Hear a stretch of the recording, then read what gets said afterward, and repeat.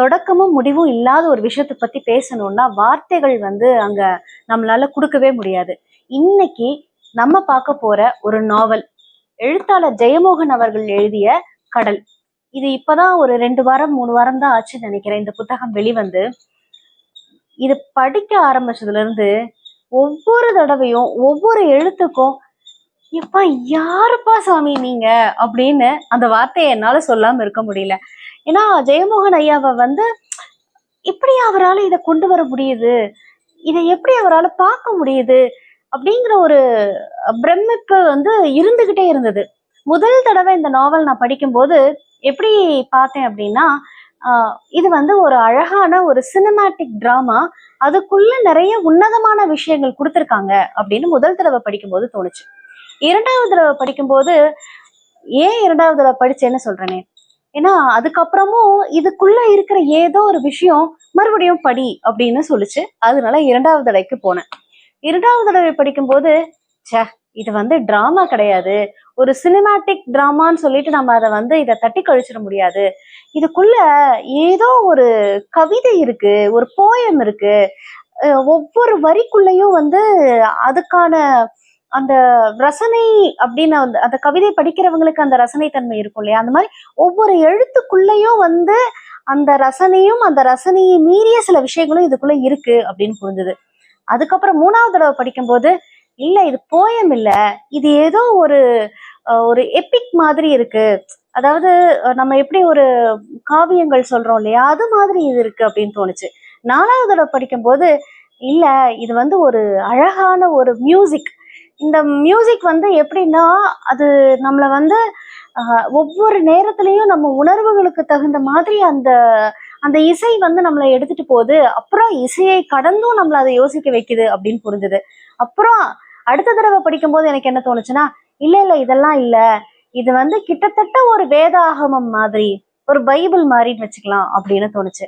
அப்புறம் மறுபடியும் படிக்கும்போது இது ஒரு கிளாசிக் கல்ட், இந்த கிளாசிக் கல்ட் வந்து எப்பவுமே காலத்துக்கும் இதுக்கான தேடலும் இந்த ஒரு எண்ணமும் வந்து மனுஷன் அப்படின்னு இருக்கிற வரைக்கும் நிக்கவே நிக்காது, அதற்கான பதில்களை தேடக்கூடியதுன்னு தோணுச்சு. மறுபடியும் வாசிக்கும் போது என்ன தோணுச்சுன்னா, இல்ல இது வந்து ஒரு செல்ஃப் டிஸ்கவரிக்கான ஒரு விஷயம், எல்லாரும் நம்ம வந்து எங்கேயோ ஒரு நரகம் சொர்க்கம்னு எங்கேயோ தேடுறோம், நீ இருக்கிற இடத்துல நீ உண்மையா ஒன்ன தெரிஞ்சுக்கணும், அதுக்கான ஒரு புத்தகம்னு தோணுச்சு. அப்புறம் கடைசியா என்ன தோணுச்சு அப்படின்னா, இல்ல இது ஒரு ஆன்மாவின் விடுதலைக்கான ஒரு புத்தகம். அந்த முற்றிலும் விடுதலைனா என்ன, ஒரு மனிதன் எங்க கட்டுண்ட கிடக்குறானோ அந்த கட்டுண்ட அவனோட உணர்ச்சிகள்ல இருந்து அவன் வெளிவரும் பொழுது அவனுக்கு ஒரு விடுதலை நிகழுது, அவனுக்கு ஒரு பார்வை கிடைக்குது, அவனுக்கு ஒரு தெளிவு கிடைக்குது. அறிவு ஞானமா அப்படின்னு கேட்டா இங்க அதுக்கான விவாதங்கள் நிறைய நடக்குது. ஒரு அறிவுங்கிறத ஒரு சாத்தானுடைய பார்வையில எப்படி இருக்கு, ஒரு தேவனுடைய பார்வையில எப்படி இருக்கு அப்படிங்கிறது வந்து ஒரு அத்தனையும் வந்து அவ்வளவு அழகா பேசக்கூடிய விஷயங்கள் இங்க கொட்டி கிடக்கு.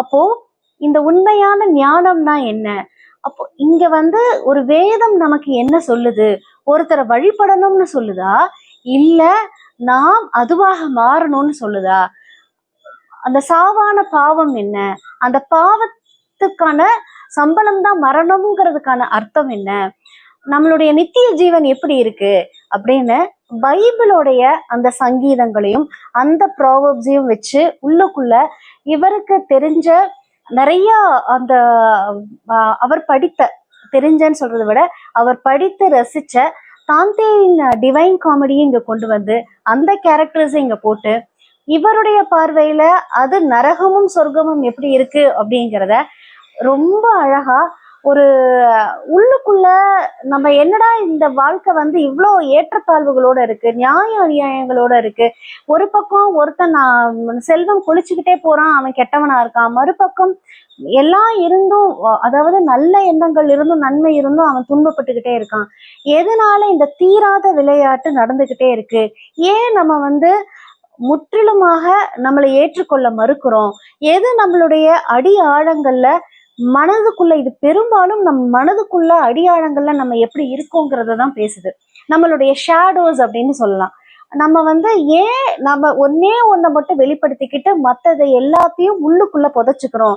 இந்த புதைந்து கிடக்கிற சில விஷயங்கள் தான் நமக்கு உருவாகிக்கிற இந்த, அதாவது இந்த வாழ்க்கையில நாம சந்திக்கிற மனிதர்களாக அவங்க இருக்காங்க. நாம நம்மளை எதை தவிர்க்கிறோமோ அவங்கதான் நம்ம முன்னாடி எதிரியா பிரதிபலிக்கிறாங்க அப்படிங்கிறத ரொம்ப அழகா இந்த கதையில சொல்லியிருக்காங்கன்னு சொல்லலாம்.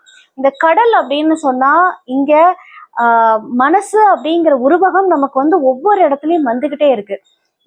இந்த புத்தகத்தை தான் வந்து நம்ம படம் ஒரு சில வருடங்களுக்கு முன்னால மணிரத்னம் அவர்கள் வந்து இந்த படத்தை எடுத்திருக்காங்க. ஆனா என்னை பொறுத்த வரைக்கும் இதுல இதுல இருக்கிற விஷயங்களை அத அப்படியே காட்டல. அதோட அதோட பார்வை வேறு விதமா அங்க போயிருச்சுன்னு தான் என்னால பார்க்க முடிஞ்சது.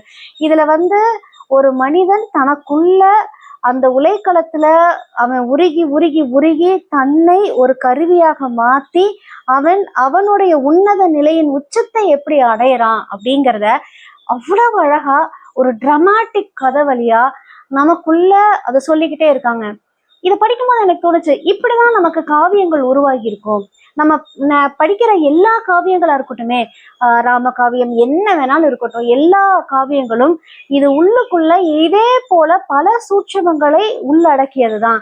நம்ம அந்த சூட்சமங்களை எல்லாத்தையும் விட்டுட்டு நம்ம வழிபட தொடங்கிடுறோம். இது எவ்வளவு பெரிய ஒரு அறியாமை.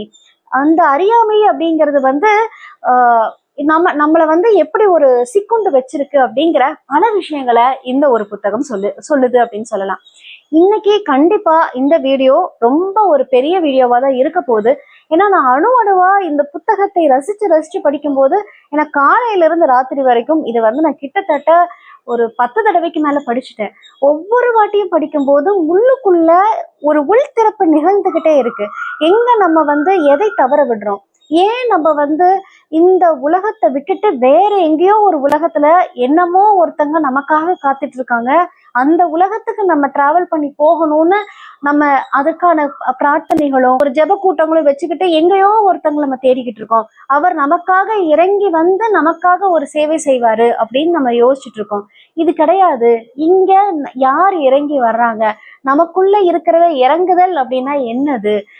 இந்த மூளை அப்படிங்கிறது முற்றிலும் ஒரு அறிவு சார்ந்தது. அது ஞானத்துக்கும் உதவும், நமக்கான அந்த சாத்தான்னு சொல்லக்கூடிய எதிர்மறை குணத்துக்குள்ளும் வரும். அது இறங்கி வருதல் அப்படின்னு சொன்னா அது அது அங்கிருந்து அந்த நிலையை விட்டு ஆணவம் அப்படிங்கிற அந்த ஒரு பார்ட்டை விட்டு அது கீழே ரொம்ப அழகா அடுக்கடுக்கா நமக்குள்ள வந்து உண்மையான அதனுடைய இயல்பு நிலைக்கு வருவது.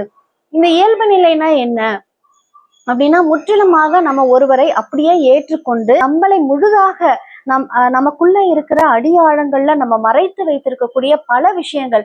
அதாவது நம்ம என்ன பண்றோம் அப்படின்னா, இங்க எல்லாமே இரு முனைகள்ல தான் இருக்கு. ஒரு முனையில இருந்து இன்னொரு முனை இருக்கதான் செய்யுது. இந்த இரு முனைகளும் சேர்ந்துதான் நம்ம.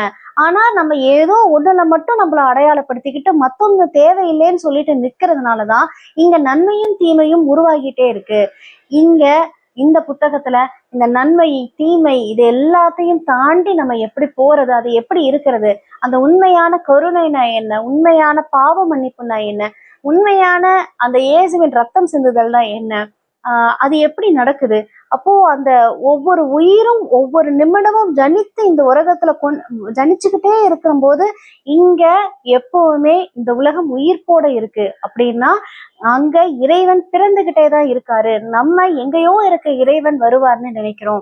இது நமக்குள்ள ஒரு மற்றொரு ஜீவனை வந்து அந்த ஜீவன் அந்த அந்த உயிரை வந்து நம்மை போல் பாவிக்கணும் அப்படிங்கிறது எல்லாமே அந்த பைபிளோட இருக்கக்கூடிய அந்த சாராம்சத்தை ஒவ்வொரு எழுத்துலையும் அதை கொடுத்துக்கிட்டே வராங்க. இது வந்து எப்படி இவரால இது முடியுது. அப்புறம் அதுக்கான ஷேட்ஸ், அந்த கலர்ஸ் அண்ட் ஷேட்ஸ், டார்க் அவர் சொல்றது பார்க்கணும். அந்த நமக்குள்ள அடி ஆழத்துல உள்ள அந்த கடல் அப்படிங்கிறது மனசு அப்படின்னா அந்த அடி ஆழத்துல இறங்க இறங்க இறங்க அது எப்படி என்னென்ன நிறங்களாக இருக்கு, அதுக்குள்ள என்னென்ன வெளிப்பாடுகள் இருக்கு அப்படிங்கிறத அந்த ஷேட்ஸ் வழியா கொடுத்துட்டே இருக்காங்க. அந்த இருள் நேரத்துல தனக்கு ஒளி கிடைக்காதா அப்படின்னு ஏங்குறப்போ ஒரு யாரோ ஒருத்தர் அந்த ஒளியை பாய்ச்சுவதற்கு காத்துக்கிட்டு இருக்க ஒரு நபர் நம்ம வந்து வெளியே தேடிக்கிட்டு இருக்கோம். ஆனா அது நம்ம உள்ளுக்குள்ள நிறைத்து நம்மளை வந்து ஒரு கட்டுக்குள்ள இருக்கிற நம்மளை விடுதலை செய்யறவர் தான் நம்மளை நிரப்பக்கூடியவரை தான் நம்ம வந்து எதிர்பார்த்துக்கிட்டு இருக்கோம். ஆனா அது நமக்குள்ளேயே தான் இருக்கு. அவங்கள வந்து ஏதோ ஒரு பாயிண்ட்ல அந்த மனிதரை நாம் சந்திக்கும் பொழுது அவரை குருவா ஏத்துக்கிறோம். அவர் பின்னாடியே நம்ம ஃபாலோயரா போயிடுறோம். நம்மளை அந்த இடத்துல மறந்துடுறோம். இங்க நம்மளை முழுமையா அப்படியே ஏத்துக்கிட்டு அந்தந்த தருணத்துல இந்த உலகத்துல வாழ்றது எவ்வளவு இனிமையான இயல்பான விஷயமா இருக்கும் அப்படிங்கிறத இந்த கதையில சொல்லலாம். சரி, இதெல்லாம் வந்து நான் எனக்கு அப்படியே ரசிச்சு இதுல ஏதோ ஒரு துளி அந்த கடற்கரையில அந்த நுரை அடித்து வரும்போது அதுக்குள்ள காலை வச்சு அதை அனுபவிக்கும் போது கிடைச்ச ஒரு துளின்னு வச்சுக்கலாம். ஆனா இந்த புத்தகத்தை வாசிக்கிறவங்களுக்கு அந்த கடலையே நம்ம குடிக்க முடிஞ்சிருமா, அதுக்குள்ள மூழ்கி அதுக்குள்ள முத்தெடுத்து அது மேல அப்படியே அழகா அது உள்ளேயும் போய் முத்தெடுத்து அது வெளியிலையும் அழகா அத்தனையும் அதோட ஆழ்கடல் அமைதியில நம்மளால திளைக்க முடியுமா அப்படின்னா கண்டிப்பா நீங்க இந்த புத்தகத்தை வாங்கி படிக்கலாம். இப்ப நான் கதைக்கு வரேன். இந்த கதை நீங்க கடல் படம் பார்த்துருந்தீங்கன்னா உங்களுக்கு தெரிஞ்சிருக்கும். அதுல வந்து ஒரு சில துளிதான் கொடுத்திருந்தாங்க. ஆனா இதுல வந்து அதை தாண்டி அது கடல் மாதிரி விரிவா போயிட்டே இருக்கு. இதை பத்தி நான் சொல்றேன். இங்க என்ன நடக்குது அப்படின்னா, முதல்ல இது இந்த கடல் புத்தகத்தை படிச்சுக்கிறதுக்கு முன்னாடி கொஞ்சம் ஓரளவாவது நமக்கு பைபிளுடைய ஞானம் கொஞ்சம் நமக்கு தெரிஞ்சிருந்ததுன்னா இது ரொம்ப ரொம்ப எளிதாக இருக்கும். அது கூட ரிலேட் பண்றதுக்கு ரொம்ப ஈஸியா இருக்கும். அதாவது சாத்தான் அப்படின்னு சொல்லக்கூடியது யார் அப்படின்னா, அதாவது வீழ்ச்சி அடைந்த ஒரு தெரிந்த தெய்வம் அப்படின்னு தான் நம்ம பாக்குறோம். அதாவது பைபிளின் படி அவர் வந்து ஒரு முற்றிலுமான ஒரு தீய மனிதன் கிடையாது, தெரிந்த தெய்வம் அப்படின்னு எழுதுறாரு.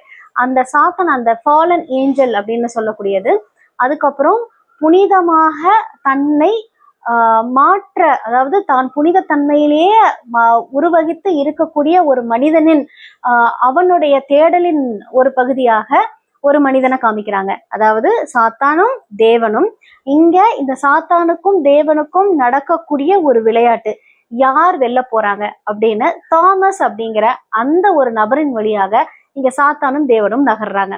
நம்ம வாழ்க்கையில ஒவ்வொரு நொடி பொழுதும் நம்ம இந்த இரண்டுமே நடந்துகிட்டே தான் இருக்கு.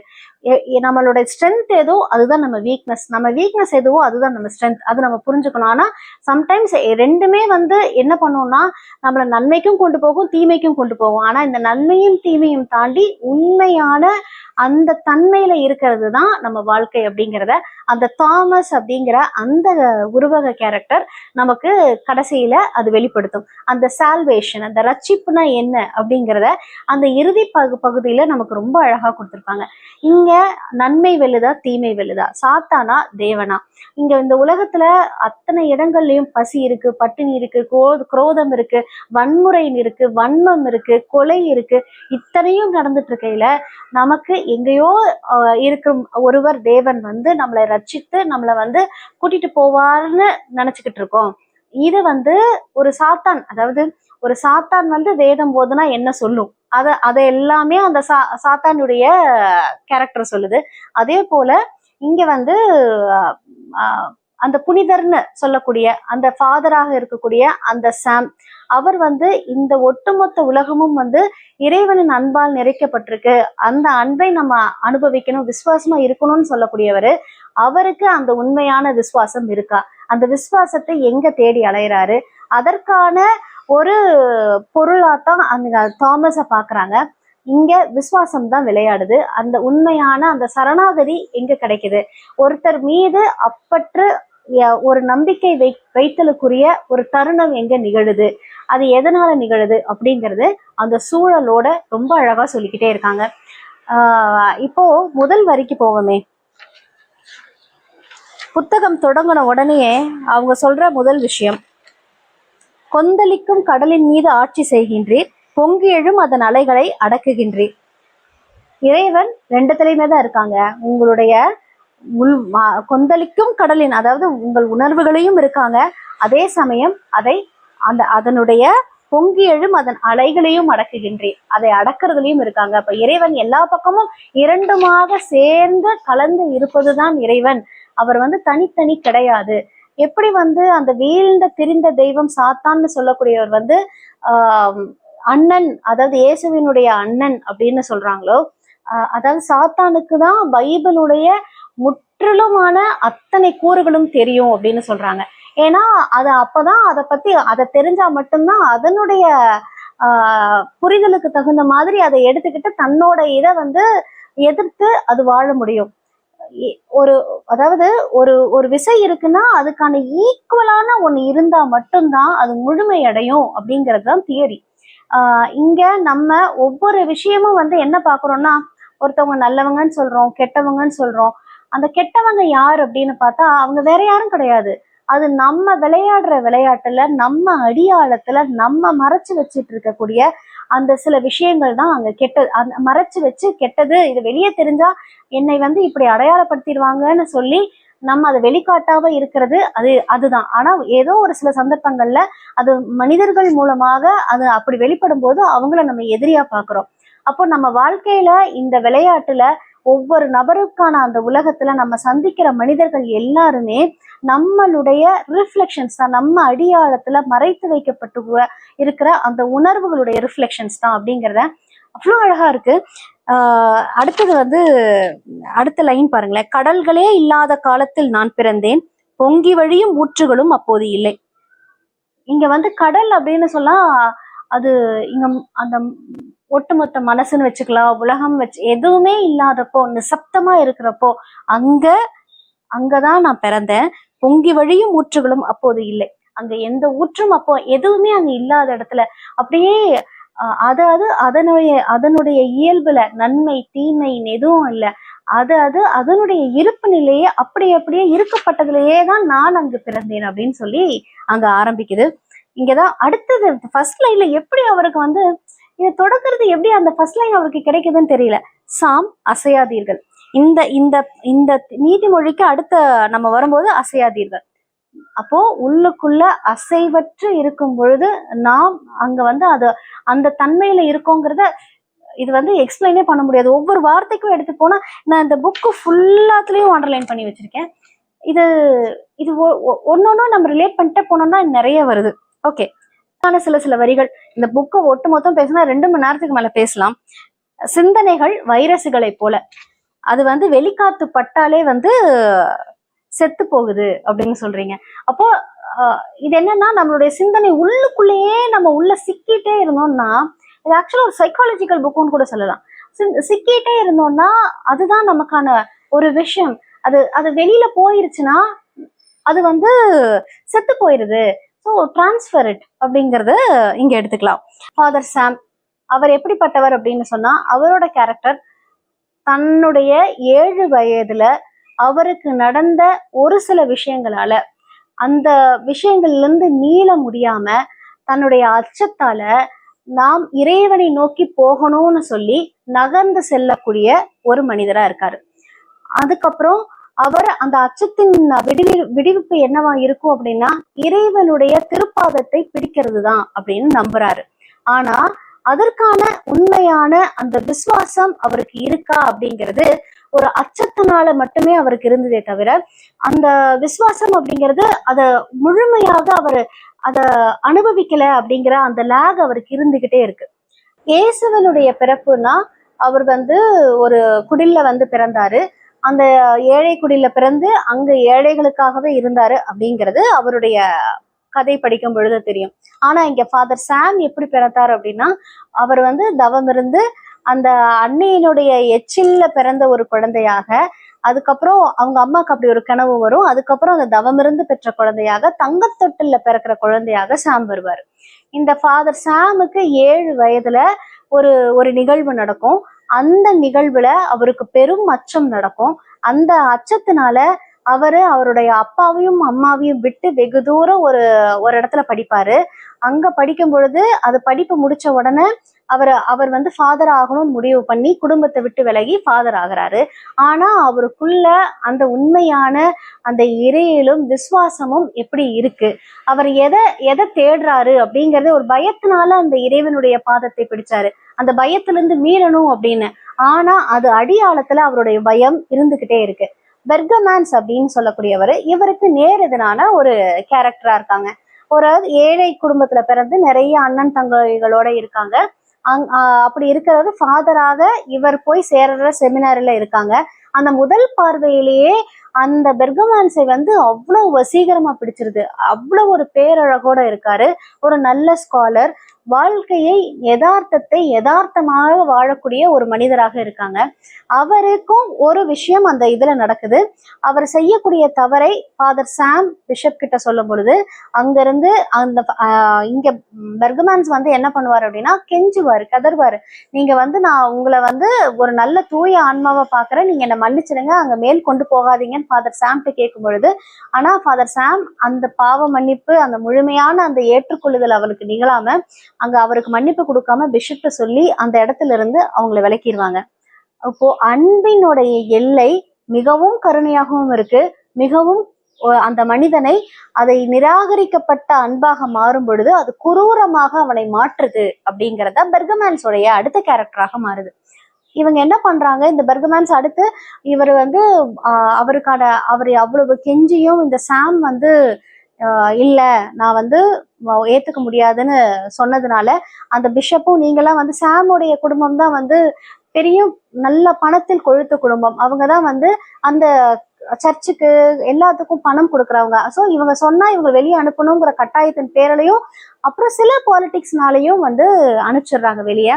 பெர்கமான்ஸ் தன்னுடைய அடியாழத்துல அன்பினுடைய அந்த எதிர்பார்ப்பை அது கிடைக்காததுனால தன்னுடைய பாவத்தை மன்னிக்க தெரியாதவங்க எப்படி வந்து ஒரு கடவுளாக இருக்க முடியும், அவங்களும் வந்து ஒரு குரூரமான மனிதர்கள் தான், ஒரு அவருடைய கோபத்தின் உச்சி ஆணவமாக மாறி அங்க அந்த பாயிண்ட்ல இருந்துதான் அந்த விளையாட்டு தொடங்க ஆரம்பிக்குது.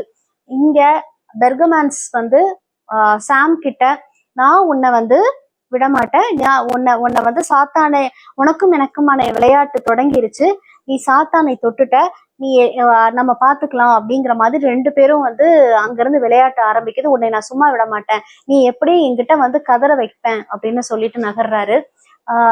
சில இடங்கள்ல வந்து அந்த அழகான அந்த ரெஃபரன்ஸ் எல்லாம் வந்து அந்த அந்த கான்வர்சேஷன்ல வந்து நம்மளுடைய மனசாட்சி நமக்கு உள்ள அடியாளத்துல இருக்க நம்ம கூடயே தொடர்பு கொண்டு பேசுறத நம்மளால பார்க்க முடியுது.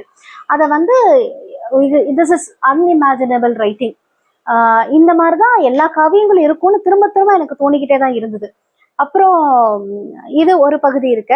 இப்போ 7 வயது சிறுவனாக இருந்து அந்த 7 வயது சிறுவன்ல இவருக்கு நடந்த டிராமா போல இவர் வந்து ஃபாதர் ஆகி சில நல்ல அந்த குருத்துவ பட்டம் எல்லாம் பெற்று ஒரு இடத்துக்கு வரும் பொழுது அங்க பார்க்கக்கூடிய சிறுவன் 7 வயது, அப்படியே ரொம்ப வைல்டு நேச்சர்ல இருக்கக்கூடிய சிறுவன். அந்த சிறுவன் கைவிடப்பட்ட அம்மா அப்பா இல்லாத ஒரு சிறுவன், கடலால் மட்டுமே வளர்க்கப்படக்கூடிய ஒரு சிறுவன், எதையும் வந்து உள்ள ஒளித்து வைக்க தெரியாத ஆனால் அன்பின் ஏக்கத்தை மட்டும் தாங்கி கொண்டிருக்கிற அந்த சிறுவனை இனம் கண்டு கொண்டு அவனை வந்து பகடக்காயா, அதாவது தன்னுடைய அந்த பெர்கமான்ஸ் வந்து சாத்தான் நீ வந்து என்கிட்ட சாத்தானான என்கிட்ட வந்து நீ அடிபணிவேன்னு சொல்லிட்டு போனத இவர் சாம் என்ன பண்ணுவாருன்னா, இல்ல நான் ஒரு சாத்தானையவே எடுத்து அவனை தேவனுக்கு அடிபணி வைப்பேன்னு சொல்லி அந்த கேமை ஸ்டார்ட் பண்றாங்க. அங்க தாமஸ் வந்து அந்த கேம்குள்ள அவன் ரொம்ப ஒண்ணுமே இல்லாம, உள்ளுக்குள்ள எதுவுமே இல்லாம, அந்த கடல் காத்தோட காத்தா, மண்ணோட மண்ணா, அந்த உப்போட உப்பா, குருவியோட குருவியா, ஒவ்வொன்றுத்துக்குமான அதோடையே இருக்கக்கூடிய ஒரு பையனாக அவன் இருக்கான்.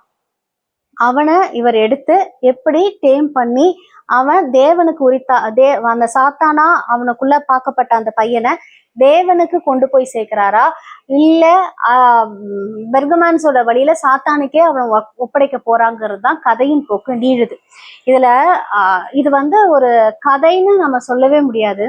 இதுல வந்து பியாட்ரஸ்ன்னு ஒரு கேரக்டர் வருது. அந்த பியாட்ரஸ் கேரக்டர் வந்து யார் அப்படின்னா, அந்த டிவைன் காமெடியில தாந்தேவனுடைய அந்த அதாவது நம்ம பாரடைஸுக்கு எடுத்துட்டு போக செல்லக்கூடிய ஒரு தேவதையின் தேவதை, அவதான் ஒரு வழிகாட்டி, ஒரு ஏஞ்சல். அது அந்த பியாட்ரஸ் வந்து இங்க அழகா கொண்டு வந்திருப்பாரு. தாந்தேவோட டிவைன் காமெடியோட ரெஃபரன்ஸை வச்சு இங்க அழகா ஜெயமோகன் ஐயா அவருக்கான ஒரு மைய பகுதிக்கு எப்படி நகர்ந்து செல்றது அப்படின்னு ரொம்ப அழகா சில விஷயம் கொடுத்திருக்காரு. முதல்ல இருக்கக்கூடிய லேயர் எதுன்னா வல்கரிஸ். இது நம்ம இப்ப இருக்கக்கூடிய இந்த உலகம், இயல்பான உலகம். ஒவ்வொரு கணம் தோறும் புதுசு புதுசா நகர்ந்து கொண்டே இருக்கக்கூடிய உலகம். இந்த புதுசும் வந்து அடுத்த புதுசுக்கு தான் எடுத்துட்டு போகுது. இங்க நடக்கக்கூடியது எல்லாமே தற்செயல்கள், இங்க எல்லாமே இனிமையானது, ரொம்ப அழகானது. ஆனா அது அழகுனே தெரியாம எங்கேயோ நம்ம மாட்டிக்கிட்டோம் அப்படின்னு நினைச்சுக்கிட்டு நம்ம என்ன பண்றோம், இதை விட்டு வெளியே வரணும்னு நம்ம குதிக்க ஆரம்பிக்கிறோம். அப்படி அது குதிக்கும் போது நம்ம விழக்கூடிய அடுத்த இடம் எது அப்படின்னா பெக்காட்டம் அப்படின்னு சொல்றாரு. இது வந்து எப்படி அப்படின்னா, இங்கதான் நம்மளுடைய அனைத்து விதமான பாவங்களும் அத்துமீறல்களும் நடக்குது. இதுக்கு 2 வழியான எக்ஸிட் பாயிண்ட் இருக்கு அப்படிங்கிறாங்க. ஒண்ணு வந்து அச்சத்தோடு நம்ம செய்யக்கூடியது, இன்னொன்னு வந்து தனமா செய்யக்கூடியது. அச்சத்தின் பாதையை நம்ம எடுத்தோம் அப்படின்னா இங்க குற்ற உணர்வோட நம்ம நிறைய விஷயங்களை செய்ய ஆரம்பிப்போம். அதே வந்து பைத்தியக்காரத்தனமாக எடுத்தோம்னா நம்ம ஒரு எல்லைக்கு போய் பொருள் இன்மைக்கும் இன்னொரு எல்லைக்கு போய் இது ரெண்டுத்துக்கும் நடுவுல ஊசலாடி எது உண்மைன்னு தெரியாம ஒரு பெரும் பைத்தியக்காரத்தனத்துல நம்ம முட்டி நிற்போம். இதுக்கான எக்ஸிட் பாயிண்ட், இதை விட்டு வெளியே வரணும்னா அடுத்த எக்ஸிட் பாயிண்ட் எது அப்படின்னா இன்ஃபெர்னோ, அதுதான் ஹெல். இந்த ஹெல் அப்படின்னு சொல்லக்கூடியது எப்படி அப்படின்னா, இது வந்து இதுல இருந்து வெளியே வரணும் அப்படின்னா 2 பாயிண்ட் இருக்கு. அது வந்து ஃபர்ஸ்ட் பாயிண்ட் பேரு ஃபேவில்லா, அடுத்த பாயிண்ட் பேரு டேபிடஸ்.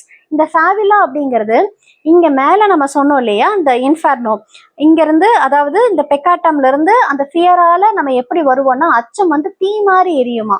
அதே பைத்தியக்காரத்தனம் அதாவது பாதைகளை அடியாழத்துல தேடி செல்லக்கூடிய நீராக அது இருக்குமா. அப்போ இந்த இன்ஃபெர்னோல இருந்து வெளியே வரணும்னா என்ன ஆகும்னா இந்த நெருப்பு வந்து அப்படியே சாம்பலாக அது மாறணும். அதே போல இங்க நீர் எப்படி இருக்கணும்னு அப்படின்னா அது அழுகி அழுகி அதோட நீரோட தன்மைக்கே மாறி அது அப்படியே மாறணும். அப்பதான் அடுத்த எக்ஸிட் பாயிண்ட்டுக்கு நம்ம போக முடியும்னு சொல்றாங்க. அந்த எக்ஸிட் பாயிண்ட் எது அப்படின்னு சொன்னா அதுதான் வந்து உண்மையான பர்கேட்ரி அப்படின்னு சொன்னா ஒரு தூய்மையான களம். அந்த ஆன்மாவின் அந்த உலைக்களத்துலதான் நம்ம உருகி அதாவது இந்த உலைக்களத்துல போட்டு நம்ம உருக்கி நம்மளே கருவியாகி நம்ம அதீத தூய்மை அடையக்கூடிய ஒரு களம். அதுக்கடுத்த வரக்கூடிய லேயர் அப்படின்னு சொல்லக்கூடியது ஃபிக்டஸ். இந்த ஃபிக்டஸ் அப்படிங்கிறது என்ன அப்படின்னா, இங்கதான் வந்து தத்துவவியலாளர்கள், அப்புறம் கவிதை ஞானியர்கள், இந்த சில அதாவது உன்னதமான ஆன்மா அப்படின்னு சொல்லக்கூடிய அந்த ஓரளவுக்கு புனிதம் செய்து ஒளி உடலை பெற்றவர்கள் இருக்கக்கூடியது அப்படின்னு சொல்றாங்க. அதுக்கடுத்து ஃபைனலா இருக்கக்கூடியதுதான் அந்த பாரடைசோ அப்படின்னு சொல்லக்கூடியது எது அப்படின்னா, அதாவது இந்த எதுவுமே வந்து நன்மை தீமை அப்படின்னு பார்க்காம அதுவாகவே அதன் இயல்பையே அப்படியே இருக்கக்கூடியது அப்படின்னு சொல்லி இந்த வெட்டவெளி, இதுக்கு முன்னாடி வெட்டவெளி இருக்கும் இப்படின்னு நிறைய லேயர் சொல்றாங்க. இந்த கதை முற்றிலும் இந்த நகர்தல்லையே செல்லுது. முதல்ல வல்காரிஸ் அப்படின்னு அது ஒரு உலகம், 3 பேருடைய உலகத்தை சொல்றாங்க. அடுத்து பெக்காட்டம் அப்படின்னு சொல்லக்கூடியது அந்த பாவத்தை செய்ய தூண்டுவது. ஒவ்வொருத்தரும் இந்த மனிதர்கள் அந்த என்னென்ன பாவத்தை உள்ளுக்குள்ள செய்யறாங்க, அந்த பாவம் எப்படிப்பட்டது, பாவம்னா முதல்ல என்ன, உயிர்களை எப்படி பார்க்கணுங்கிறது தெரியாம இருக்கிறது தான் பெரிய பாவம். அதுதான் அந்த கதைகள்ல எல்லா உயிரும் அந்த வதை அப்படின்னு சொல்றது உயிர் படக்கூடிய வதை, மற்றொரு உயிர் அதை வதைப்பது, அதுதான் பெரும் பாவம். அந்த பாவத்தை வந்து அந்த கேரக்டர் சொல்லுது. அடுத்து வந்து அந்த காய் எப்படி நகர்ந்து போகும்னா, எப்படி ஃபாதர் சாம் அச்சத்தால போவாரு. அதுக்கப்புறம் ஆனா அந்த பெர்கமேன்ஸ் வந்து அவர் வந்து இது ஒரு பொருளை நோக்கி போவாரு. தன்னுடைய ஆன்மாவை அப்படியே வந்து பரிசுத்தமான ஆன்மாவை சாத்தானுக்கு கொடுத்துட்டேன் அப்படின்னு சொல்லுவாரு. எனக்கு பொருள் தான் வேணும் அப்படின்னு சொல்லுவார். பொருளை நோக்கி போவாரு. இது பெரிய ஊசலாட்டமான ஒண்ணு. பெர்கமேன்ஸோடைய அடியாளத்துல யார் இருப்பாங்கன்னு கேட்டா சாமோட அடியாளத்துல யார் இருப்பான்னு கேட்டா பெர்கமேன்ஸ். அந்த 2 பேரும் அந்த ஆடுகிற ஆட்டம் 2 பேரையும் தவிர்த்து போகும்போது அங்க பெரிய ஒரு இறுக்கம் நிகழுது. அவங்க 2 பேருக்குமான காமன் பாயிண்டான அந்த பியாட்ரிஸ் வரும் பொழுது அவங்க அந்த அந்த அந்த பொண்ணுனால மட்டுமே வந்து இவங்க 2 பேரும் அந்த முழுமையை உணர்வாங்க. பியாட்ரிஸ் வந்து அந்த பியாட்ரிஸ் வந்து தாமஸ் கிட்ட பழகும் பொழுது அவங்களுக்குள்ள நடக்கக்கூடிய நிறைய விஷயங்களாலும் இந்த 2 பேரை எப்படி விளக்கணுங்கிற விஷயம் 2 பேரும் ஒன்னா யோசிக்கிறதுனாலையும், ஆனா அதே பியாட்ரிஸ் அந்த உண்மையான அந்த பாவ மன்னிப்பை கொடுத்து அந்த அந்த சாம் அவர்களையும் முழுமையாக்கி பெர்கமேன்ஸையும் முழுமையாக்கிய அந்த தருணம், அது மட்டும் இல்ல அவங்கள மட்டும் முழுமையாக்கல, அதை யாரு முற்றிலுமா முழுமையாக்குச்சு அப்படின்னு சொன்னா தாமஸ் அப்படின்னு சொல்லக்கூடிய அவங்க அவங்க வச்சிருந்த அந்த பெட்டு கட்டி அவன் உண்மையான அந்த தேவனை அடைவானான்னு சொல்லி பெட்டு கட்டி வச்சிருந்த அந்த தாமஸை வந்து முழுமையாக்குவாங்க. அந்த தாமஸ் யாரு அப்படின்னு கேட்டா சாமோட நீச்சி, பெர்கமான்ஸோட நீச்சி. அப்போ ஒட்டுமொத்தமாக அங்க முழுமையை நோக்கி நகரக்கூடிய ஒரு விஷயம் பார்க்கலாம். நான் ஒவ்வொரு லைனா எடுத்துட்டு போனா this is astonishing, it's like a Bible. நம்ம வந்து ஒரு பேஜும் ஒன்னொன்னா உட்காந்து அதை டிஸ்கஸ் பண்ற மாதிரி ஒரு விஷயமா இருக்குன்னு நான் பாக்குறேன். இதுல நிறைய தருணங்கள் அவன் வந்து நிறைய கொலை செய்வான். தாமஸ் வந்து நிறைய கொலை செய்வான். கொலை செய்யும் பொழுது அவன் கை ரத்த கரையா இருக்கும். பெர்கமான்ஸோட போய் சேர்ந்துருவான் ஒரு பாயிண்ட்ல. ரத்த கரையாக இருக்கும். அவனை வந்து அப்போ சாம் கேட்பார், உனக்கு கொஞ்சம் கூட உனக்கு அந்த விசுவாசம் இல்லையா, தேவன் மேல உனக்கு ஒளியின் மீது நம்பிக்கை இல்லையா அப்படின்னு கேட்கும்போது அவன் அப்ப வரைக்கும் இல்லைன்னு சொல்லிட்டு இருப்பான். ஆனா எப்ப பியாட்ரிஸ் வந்து இந்த ரத்தம் ஒருத்தவங்களை கொலை செஞ்சு வர்ற ரத்தம் வந்து மட்டும் வராது, ஒரு பிறப்பில் கூட ரத்தம் வருது அப்படின்னு சொல்லி அவன் கையில ஒரு குழந்தையை ஏந்தும் போது அவன் வந்து அப்போ ஒவ்வொரு ஜீவன் வந்து அந்த உயிர் தெழுதல் அப்படின்னு சொன்னா ஒவ்வொரு ஜீவனுக்குள்ளே இருக்க உயிர் அப்படின்னு பார்ப்பான். இயேசு பிறந்துட்டார் அப்படின்னா அது தனக்குள்ள இருக்க இயேசுவும் பிறந்துட்டாரு. ஒவ்வொரு உயிர் இருக்கும் போதும் அங்க இயேசுதான் அப்படிங்கறத நிறைய ஃபுல்லா மெட்டபர்ஸ் தான். இட் இஸ் லைக் ஒரு லைனுக்கும் வந்து நம்ம அண்டர்ஸ்டாண்ட் பண்ணிக்கக்கூடிய, பியாண்ட் த லிமிட்ஸை யோசிக்கக்கூடிய கவிதை, பியாண்ட் த லிமிட்ஸை நமக்குள்ள வரைந்து காட்டக்கூடிய இது ஒரு ஓவியம். பியாண்ட் த லிமிட்ஸை நமக்குள்ள அனுபவிச்சு அதோட உச்சத்தை அந்த அந்த விடுதலைய நமக்குள்ள கொண்டு வரக்கூடிய ஒரு புக். தாமஸ் வந்து ரொம்ப வைல்டா இருப்பான், அவ்வளோ நியூடா இருப்பான், நேக்கடா இருப்பான், ரொம்ப ஓப்பனா இருப்பான். அவனுக்குள்ள எதுவுமே இருக்காது. ஃபர்ஸ்ட் தாமஸ் வந்து தன்னை ஒரு புறா குஞ்சாக நினைப்பான். அவனுக்குள்ள இருக்க அந்த பீஸ் அங்க ரிலேட் பண்ணுவாரு. ஒரு புறா குஞ்சு கதறும் போது அவர் வந்து அங்க பக்கத்துல இருக்க சிலுவையை பார்த்து காப்பாத்துன்னு கெஞ்சுவான். அதுக்கப்புறம் தூணு துப்புவான். அந்த இரண்டுமான அந்த போராட்டம் இங்க நம்ம வாழ்க்கையில அப்படிதான். ஏதோ ஒண்ணு நடக்கையில நம்மளால இயலாமையில கெஞ்சுறோம், மன்றாடுறோம், எனக்கு வந்து ஏதாவது இறைவா கொடுன்னு சொல்றோம். அது நடக்கல அப்படின்னு சொன்னா அதை துப்புறோம், அதை அடிக்கிறோம். அது மாதிரி அந்த சிலுவையை வந்து அவன் வந்து நீ இருக்கியாங்கிற மாதிரி அது துப்புவான், அடிப்பான், குத்துவான், எல்லாம் பண்ணுவான். ஆனா அவனுக்கு வந்து அவன் வந்து ஒரு பாயிண்ட்ல தானே ஒரு புறா குஞ்சாக தான் நினைப்பான். அந்த அனாதையாக ஆதரவற்று இருக்கக்கூடிய ஒரு ஒரு ஒரு புறாவை அவன் நினைப்பான். இளமையில வரக்கூடிய ஒரு பசி அப்படிங்கிறது உடலின் பசி கிடையாது, அது உயிரின் பசி அப்படின்னு சொல்லுவாரு. இந்த உயிர் ஜீவிச்சிட்டு இருக்கிறதுக்கான பசி, அதாவது நம்மளுடைய இயல்பாகவே நம்மளுடைய ஒவ்வொருத்தருடைய உள்ளுக்குள்ளேயும் என்ன இருக்கு அப்படின்னு சொன்னா, அந்த நம்ம ஜீவிச்சு இருக்கணும், எப்பவுமே உயிரோட இருக்கணுங்கிற அந்த ஆவல் ஒவ்வொருத்துக்கிட்டையும் இருந்துகிட்டே தான் இருக்கு. அவன் அம்மா இறந்தப்போ, தாமஸ் அவனுடைய 4 வயசுல அவங்க அம்மா இறந்தப்போ அவன் சர்ச்சில் அவன் போய் படுத்திருப்பான். அவங்க அம்மா அன்னைக்கு கனவுல வருவாங்க. கனவுல வர்றப்போ வா வான்னு கூப்பிடுவாங்க. அம்மா தானே போலான்னு அவனுக்கு ஆசை இருந்தாலும் அவன் போக மாட்டான். ஏன்னா நம்ம ஆதி உள்ளுக்குள்ள என்னென்னைக்குமே நம்ம வாழணும், உயிர்ப்போட இருக்கணுங்கிறது நமக்குள்ள இருக்கு. இததான் வந்து ஒட்டு மொத்தமா அத்தனை காவியங்களும் சொல்லுது. நீ உயிர்ப்போட என்னென்னைக்குமே இருக்கணும். அந்த உயிர்ப்புங்கிறது என்னங்கிறத நமக்கு தெரியாம இருக்கு. நம்ம வந்து இந்த பிசிக்கல் டெத்தை வந்து டெத்துன்னு நினைச்சுக்கிறோம். அந்த உயிர்ப்போட வாழுதல்னா என்ன, அந்த இயல்பு நிலையில் இருத்தல்னா என்ன, இயற்கையில் இருத்தல்னா என்னங்கிறதெல்லாம் நமக்கு தெரியாம போச்சு. அந்த இடத்துல ஃபர்ஸ்ட் பார்ட்லயே அவ்வளவு அழகான ஒரு விஷயம் சொல்லுவாரு. நான் புறா குஞ்சாக ஏன் அவன் புறாவை அங்க நினைக்கணும்? ஒரு அவனுக்குள்ள அந்த தவிக்க விடப்பட்ட புறா அப்படின்னா தனக்கு அன்பு யாரும் சமாதானம் சொல்லுவதற்கு கூட யாரும் இல்லை அப்படின்னு அந்த ஒரு பாயிண்ட்ல அப்புறம் இங்க வந்து நிறைய பாம்புகளை பத்தி பேசுவாங்க. பாம்புகள் வந்து பைபிளோட எப்படி சம்பந்தப்பட்டது அப்படின்னு சொல்லி, சாத்தானுடைய பார்வையிலிருந்து பாம்பு எப்படிப்பட்டது, அதே போல தேவனுடைய பார்வையிலிருந்து பாம்பு எப்படிப்பட்டது, இந்த பாம்பு என்ன கற்பிக்குது, எவ்வளவு பொறுமையா இருந்து இறையை பிடிக்கணும் கற்பிக்குதுன்னு சாம் சொல்லுவாரு. ஆனா அதே இதுல பெர்கமான் சொல்ற ஒரு விஷயம் என்ன சொல்லுவாருன்னா, பாம்பு தான் இந்த உலகத்திலேயே ஆதியில ஃபர்ஸ்ட் ஃபாசில்ல கிடைச்சது. ஆனா அது எல்லா பாம்பும் விஷம் கிடையாது. காலப்போக்குல பரிணாமத்துல அதோடைய விஷத்தை அது வந்து பெருக்கி பெருக்கி தன்னை உடலால சுருக்கிக்குச்சு. மனுஷன் என்ன பண்றான் அப்படின்னா அவனோட பரிமாணத்தை மூளையால வச்சு அவனை சுருக்கிட்டான் அப்படின்னு பெர்கமான் சொல்லுவாரு. இந்த பாம்பு வந்து அதோடைய நாகமணி அதீதமான விஷத்தை தலையில நாகமணியா வைக்கிற மாதிரி நாம ஒவ்வொருத்தரும் நம்மளோட மனசுக்குள்ள அந்த நாகமணியை வச்சுக்கிட்டே தான் வாழ்ந்துகிட்டு இருக்கோம். இப்போ இன்னொரு இடத்துல பெர்கமேன் சொல்லுவா அப்படி, இதை வந்து நம்ம வந்து கக்கிடணும் வெளியே, விஷம் உள்ளுக்குள்ளேயே இருந்துகிட்டே இருக்கக்கூடாது, இல்லைன்னா அது நமக்கே விஷம் ஆயிரும் அப்படின்னு சொல்லுவாங்க. அப்போ இது எல்லாமே சைக்கலாஜிக்கல் ஆஸ்பெக்ட்ஸ், நமக்குள்ளுக்குள்ள டிராவல் பண்ண பண்ண பண்ண நம்ம எப்படி இருக்கும் அப்படிங்கிறது. இதுலலாம் வந்து அந்த 352-54 பேஜ் எல்லாத்துலயும் வந்து கம்ப்ளீட் மெட்டாஃபர்ஸ். இந்த லைஃப்ல இந்த உள்ள நம்ம என்ன சொல்றோம், கான்சியஸ் சப்கான்சியஸ் அப்படிங்கிற அந்த மெட்டாஃபர்ஸோட ஃபுல்லா கனெக்ட் ஆகுது.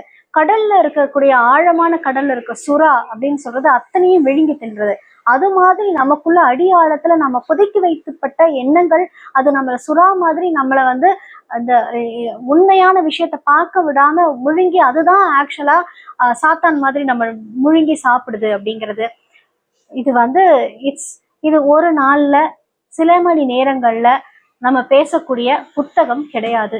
இது ஒரு பெரிய ஆய்வு நூல் அப்படின்னு வேணா சொல்லலாம். நம்மளுடைய உள் ஆன்மாவை ஒரு சரியாக விடுதலைப்படுத்தக்கூடிய ஆய்வு நூல். கடல் அப்படிங்கிறது மனசோட உருவமா இருக்கும். இங்க கடல்ல ஒதுங்குவது எல்லாமே குப்பை தான் அப்படின்னா, மனசுல இருந்து ஒதுக்கி வச்சு நம்ம ஒண்ணு பண்றோம்ல, அதெல்லாம் குப்பை தான். அந்த குப்பை வந்து நமக்கு எப்படியும் ஒரு பாயிண்ட்ல நம்மள வந்து தீங்கிழைக்க தான் போகுது அப்படின்னு தெரிஞ்சுக்கணும் அப்படின்வாங்க. அடுத்து வந்து இந்த பாம்புகளை பத்தி பேசும்போது அவர் கொடுக்குற அந்த நாஸ்டாலஜிக் அந்த விளக்கமா இருக்கட்டும், பெர்கமேன்ஸ் அப்படின்னு அந்த சாத்தான் எவ்வளவு பெர்ஃபெக்ஷனா இருக்கு அப்படிங்கிறதா இருக்கட்டும், இந்த உலகம் எதை நோக்கி நகர்ந்துட்டு இருக்குன்னு அந்த சாத்தான் அதனுடைய பார்வையில, அதாவது பெர்கமேன்ஸ் அவருடைய பார்வையில சொல்றதா இருக்கட்டும். இங்க அதாவது பெர்கமேன்ஸ்குள்ள வெளியில நடத்துற சாத்தான் வந்து உள்ளுக்குள்ள சாமோட நகர்வை நகர்த்தி கொண்டிருக்கும் மனிதன். சாம் நல்ல மனிதராக தென்பட்டாலும் உள்ளுக்குள்ள பெர்கமேன்ஸாக வாழக்கூடிய ஒரு மனிதன். அதை ஆனா 2 பேரும் அடக்கியிருப்பாங்கிறத எல்லா பாயிண்ட்ல சொல்றது. தாமஸ் விடுதலையான தருணங்கள்லாம் ரொம்ப ஒரு எக்ஸ்ட்ராடினரி தருணங்கள். அதாவது பாவ மன்னிப்பு பியாட்ரிஸ் கொடுக்கறது ரொம்ப அழகா கொடுப்பா. அதுதான் உண்மையான கருணையான பாவ மன்னிப்பு. அடுத்த க்ஷணம் அதை பத்தி யோசிக்காம அதை அப்படியே மறந்து நகர்ந்து விட்டு, நீ பெரிய கொலையெல்லாம் பண்ணிருக்கியா, அப்படியா, இப்ப நீ ஃபீல் பண்றியா, அழுகுறியா, அழுகாத, அவ்வளவுதான், மறந்துரு, கையை தொடச்சிட்டு மறந்துரு அப்படின்னு சொல்லிட்டு போயிடுவா. முடிஞ்சது, அவ்வளவுதான். அதுதான் பாவ மன்னிப்பு. அதை பத்தியான அடுத்த சிந்தனை கூட அது வராத அளவுக்கு மன்னிப்பு கொடுப்பது. அது வரைக்கும் அந்த தாமஸ் வந்து அவன் பார்த்த உலகம் வந்து துயரங்களாலும் துரோகங்களாலும் வஞ்சனைகளாலும் வக்ரங்களாலும் ஏளனங்களாலும் துன்பங்களாலும் நிறைக்கப்பட்ட அவனுடைய வாழ்க்கையில, இல்ல இது இல்ல உலகம், இங்க சிரிப்பு இருக்கு, கும்மாளம் இருக்கு, ஒவ்வொரு நிமிடம் ஒவ்வொரு அசைவிலையும் இந்த உலகம் உயிரோட ஜீவிச்சுக்கிட்டு இருக்கு, இந்த உண்மையை நம்ம பார்க்கணும் அப்படிங்கிற அந்த பெரும் விடுதலையை கொடுத்தது பியாட்ரிஸ். அந்த பியாட்ரிஸோட அந்த அந்த பங்கு, எல்லாத்தையும் பார்த்து சிரிக்க தெரிஞ்ச அந்த குழந்தை மனோபாவம், குழந்தைக்கு அருகில் இறைவன் இருக்கிறாருங்கிற அந்த மனோபாவம், இது எல்லாமே வந்து ஒரு விடுதலையா, அவனுக்குள்ள இருக்கிற ஒவ்வொரு கட்டு விடுதலையை அவன் விடுவிச்சுட்டு போய் அவன் ஒரு உண்மையான அந்த சுதந்திரத்தை சந்தோஷத்தை அனுபவிக்கிற தருணங்களா இருக்கட்டும். இப்படின்னு நிறைய சொல்லிட்டே போலாம்.